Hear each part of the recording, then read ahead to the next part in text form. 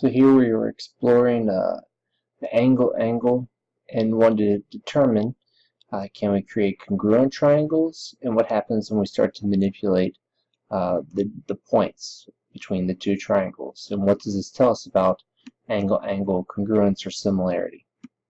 So if I look here, I can see that here I have two congruent triangles where they have the same corresponding angles are congruent, corresponding sides are congruent. So it is possible to create a congruent triangle, but more importantly, let's look at what happens as we start to manipulate the two images. So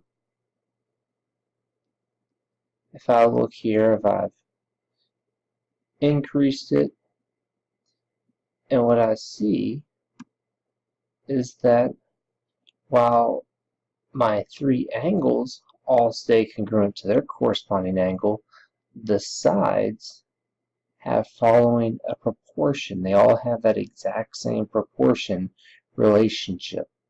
It doesn't matter what happens with these red buttons. Whenever I move one of the points, I'm always going to keep the same proportion from the sides of one triangle to the sides of the other. So what this tells me is that with the angle, I don't have congruence, but what I have is similarity.